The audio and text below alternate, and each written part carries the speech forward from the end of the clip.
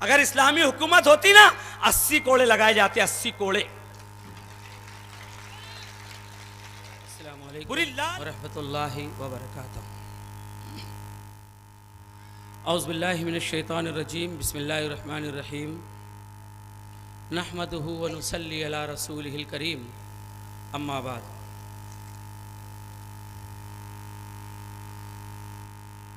क़ाल rabbi इश्रह ली सदरी व यस्सिर ली अमरी वहलुल उक़दतम मिन लिसानी यफ़क़हू क़ौली।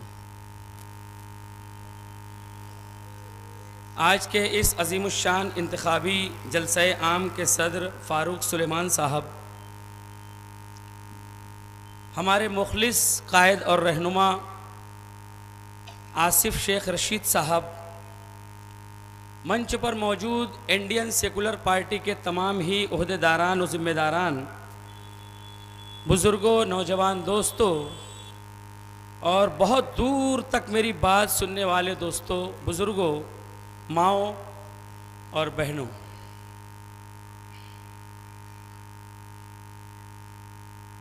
अहमद फराज ने कहा था कि सिलसिले तोड़ गया वो सभी जाते जाते, सिलसिले तोड़ गया वो सभी जाते जाते, वरना इतने तो मरासिम थे कि आते जाते। सिलसिले तोड़ गया वो सभी जाते जाते, वरना इतने तो मरासिम थे कि आते जाते। और शिकवे जुल्मते शब से तो कहीं बेहतर था अपने हिस्से की कोई शम्म जलाते जाते।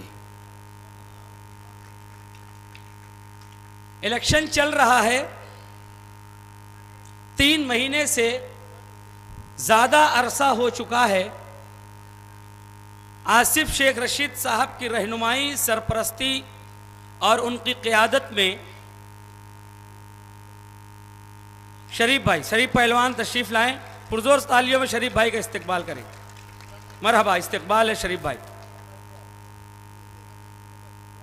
मुसलसल हम पूरे शहर के अंदर चल चल के अवाम के दरमियान, अवाम की अदालत में काम काज पर मुसलसल गुफ्तगू और तकरीर कर रहे हैं।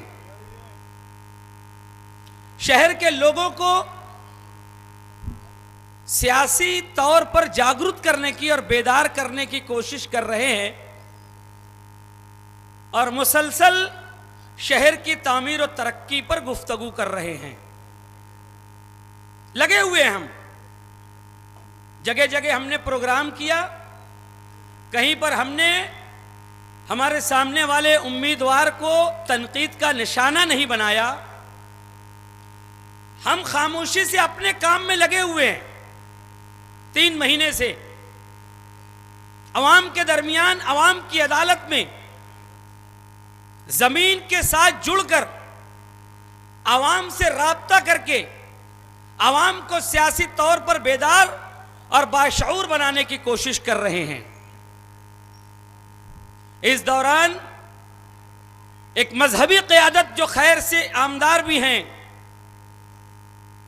इलेक्शन के इस माहौल में उनकी एंट्री होती है।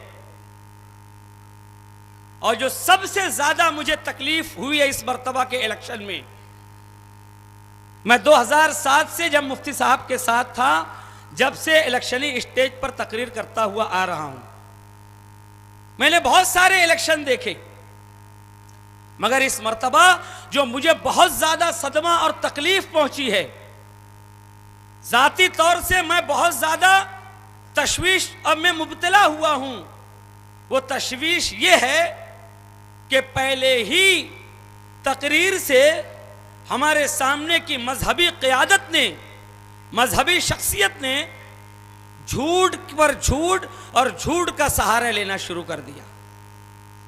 किले के अंदर हम लोगों ने मीटिंग ली, उनको रह नहीं गया, उनको तकलीफ हो गई, पेट में मरोड़ हो गया।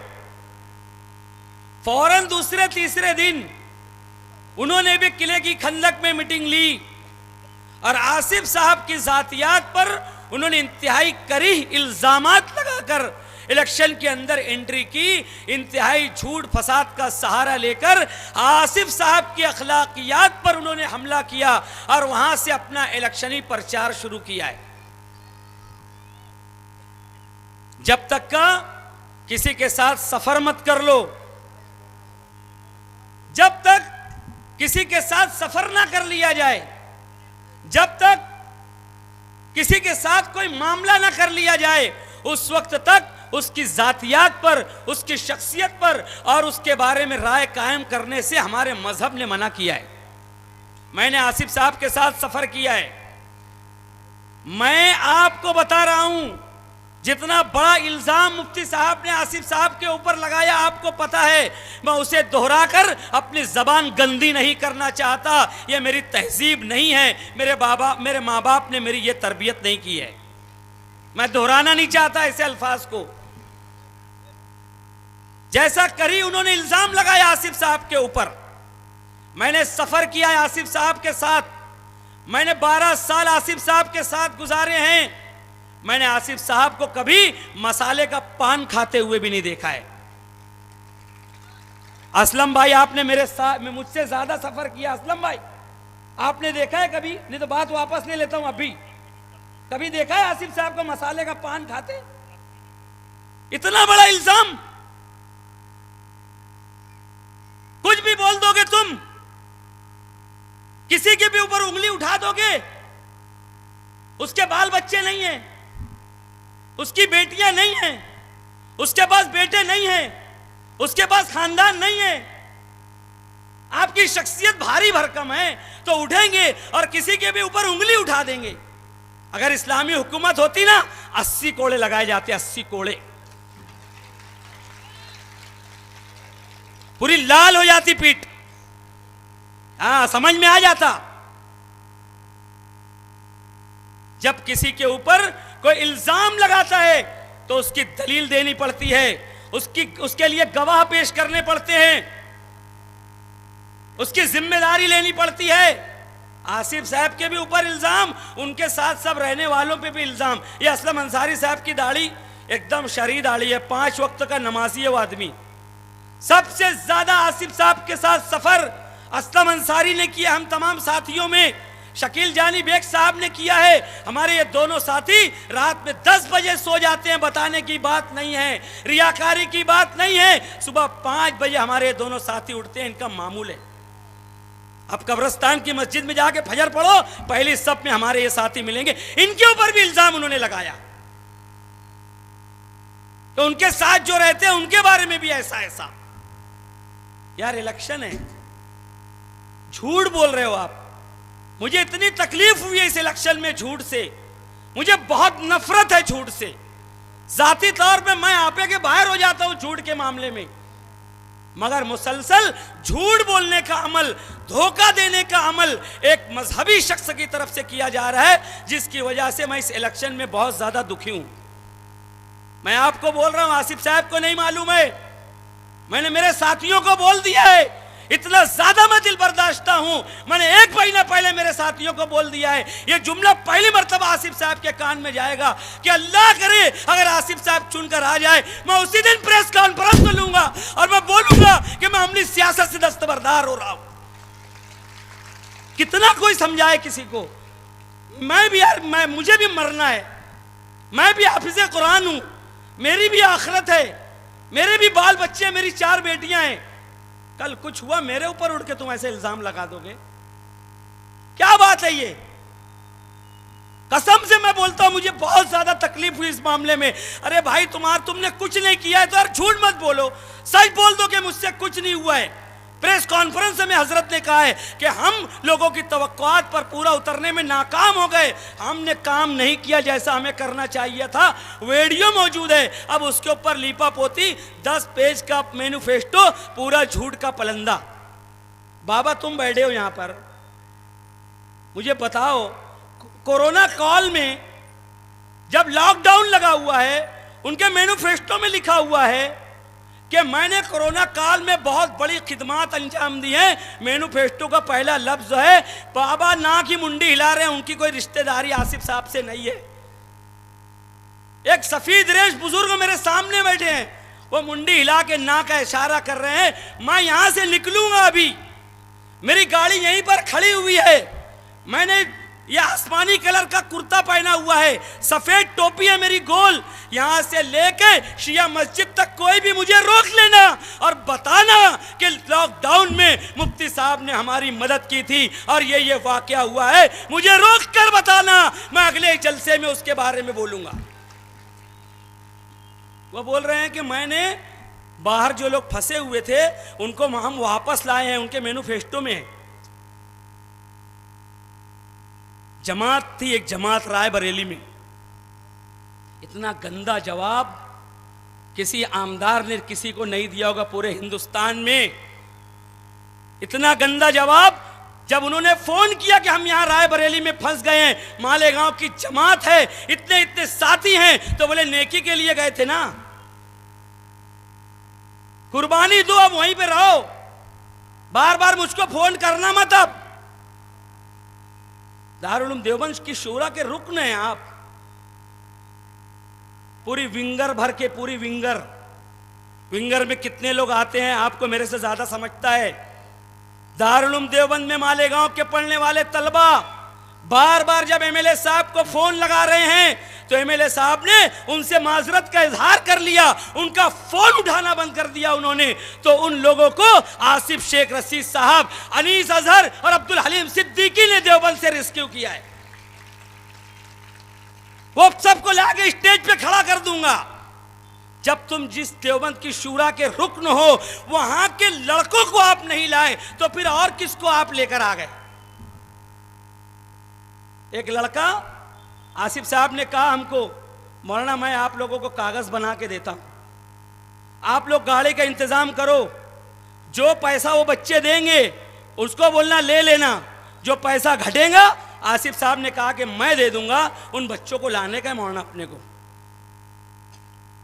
मोहम्मद यासीन नया पूरा अरब चौक का रहने वाला, उसका लड़का, जब हम, वो ड्राइवर है, उसके पास गाड़ी है विंगर, मैं उसके घर गया शाम में 5 बजे, वो दांत मांज रहा था बैठ के। मैंने बोला बेटा देवबंद के बच्चों को लाना है। बोले चच्चा मैं जन्नू, ला मुझे खाली कागज दो। अकेला 24 साल का नौजवान, मैं उसको सैल्यूट करता हूं। और नहा धो के कागज लेके, गाड़ी लेके, जान हथेली पे लेके निकल गया वो यहां से। कागज किसने दिया? आसिफ साहब ने बना के दिया। कहीं पर कुछ होगा मेरे को फोन करना। वो लड़का गया देवबंद से, उसने हमको फोन किया, मैं फ्लाईओवर ब्रिज के नीचे खड़ा हूं हाफिज जी, वो बच्चों को फोन करो और उनको बोलना कि तुम फ्लाईओवर ब्रिज के नीचे कैसे भी दीवार कूद कर आ जाओ, मैं यहां पे खड़ा हूं, मेरी गाड़ी का नंबर ये है। अपना मुख्तसर सामान लेके देवबंद से 10 से 12 बच्चे देवबंद की दीवार और उसका गेट फलांग कर निकलते हैं और उस जगह पर पहुंचते हैं और वो नौजवान जान हथेली पे रखकर 1300 किलोमीटर से उन लोगों को लेकर आता है। और ये अपने मैनिफेस्टो में लिखते हैं कि हमने बाहर से लोगों को लाया। किसको लाया आपने? वो बात भी मैं यहीं से गाड़ी लेके निकलूंगा, मेरा हुलिया बता दिया हूं, शिया लोग की मस्जिद तक कोई रोक के बता देना कि मेरे भाई को, मेरे बेटे को लेकर आए थे। झूठ की भी कोई इंतहा होती है क्या? झूठ मैं बयान नहीं कर सकता। शुरू से झूठ, बीच में झूठ, आखिरी में झूठ। इलेक्शन हो रहा है भाई, आपने क्या किया है 5 साल सच्चाई से बता दो, और उसके बाद 5 साल आइंदा क्या करना है वो बता दो। आसिफ साहब ने हिल स्टेशन बनाया, आप बताओ आपने क्या किया। आसिफ साहब ने उर्दू घर बनाया, आपने क्या नुमाया तामीरी काम किया बताओ। आसिफ साहब ने फ्लाईओवर ब्रिज बनाया, आपने 5 साल में क्या किया बताओ। आसिफ भाई ने 13,000 बच्चों को किताबें दी, आपने क्या किया बताओ। आसिफ साहब ने कंप्यूटर दिया प्राइमरी स्कूल के बच्चों को, आपने बच्चों को क्या दिया बताओ। फलाह मोहम्मद स्टडी सेंटर आसिफ साहब ने नीट की क्लासेस के लिए वक्फ किया और बनाया, आपने क्या किया बताओ। आसिफ साहब ने शादी हाल बनाया अभी एमएलए नहीं रहते हुए, आपने एमएलए रहते हुए क्या किया वो बताओ। आसिफ साहब ने आगरा रोड की सीमेंट रोड अपने वालिद साहब के मेयरशिप के पूरे फंड लगाकर दरे गांव तक बनवाया है, आपने कब्रिस्तान की रोड बनाई होंगी तो बताओ। आसिफ साहब ने कुसुम्बा रोड बनाया, आपने अगर महद मिल्लत का रास्ता बनाया होगा तो बताओ। आसिफ साहब ने हज हाउस बनाया, हज ट्रेनिंग सेंटर बनाया, आपने अगर कोई ऐसा दीनी काम किया होगा तो बताओ ना। काम पर बात करो, मुद्दों पे बात करो। ड्रेस पे बात कर रहे, टोपी पे बात कर रहे, दाढ़ी पे बात कर रहे। सियासत का सबसे कोई ताल्लुक नहीं है। उमूर सियासिया का माहिर होना जरूरी है, कौम के लिए मुखलिस होना जरूरी है, काम करने की सलाहियत होना जरूरी है। यह फतवा कासमिया में लिखा है, यह नहीं लिखा है कि मुफ्ती होना जरूरी है। सलाहियत होना जरूरी है। किसी का दीनी आलिम होना उसकी आखिरत के लिए नफा बख्श हो सकता है, हमारे लिए क्या है? हमारे लिए तो काम होना चाहिए। नुमानी ब्रिज बनकर तैयार हो जाता और आप उसका इफ्तिताह कर देते तो अनीस अजहर भी आपको सैल्यूट करता। नुमानी ब्रिज का काम शुरू हो गया, फोटो आया, दूसरे दिन वो सब जेसीबी मशीन गायब और वो खड्डा वापस बंद कर दिया गया। एक मर्तबा 2 करोड़ से संग बुनियाद रखा गया, अभी 5 करोड़ 76 लाख से संग बुनियाद रखा गया। काम शुरू हुआ, खड्डा बंद कर दिया गया। पिछले जमाने में जब पुल बनता था तो अम्मा लोग बोलते थे बेटा उधर जाना मत। बोले कहाँ है? बोले जान मांगा था पुल। तो क्या ये भी 5 मुर्गा काट के दफन कर दिए क्या? खड्डा पाट दिए? क्या है ये सब? धोखेबाजी, फ्रॉडपन, झूठ का सहारा लेना। और जब कुछ नहीं बन पड़ा तो अच्छाई और बुराई। अरे भाई ये इस्लाम मुआसरा का मुकाबला नहीं है, ये इलेक्शन है, ये कसौटी की बात है। 5 साल आपने क्या किया वो बताओ। इतनी बड़ी किताब भर के बोले बहुत ढेर काम किया है। शब्बीर सेठ थे, सुरेश दादा जैन थे, रोहिदास पाटिल थे धुलिये में, नितिन गडकरी है नागपुर में, मौलाना असरारुल्लाह कासमी किशनगंज बिहार में, शरद पवार हैं। ये लोग काम करने वाले लीडर थे। ये लोग सिर्फ फॉर्म भरने जाते हैं, वोट मांगने नहीं जाते। अगर आपने भी काम किया है तो आप भी घर बैठो ना, फिर क्यों निकल के झूठ का बाजार गर्म करने का तुमको जरूरत पेश आ रही है? तो इधर उधर की ना बात कर, ये बता कि काफिला क्यों लुटा। मुझे रहजनों से गिला नहीं, तेरी रहबरी का सवाल है।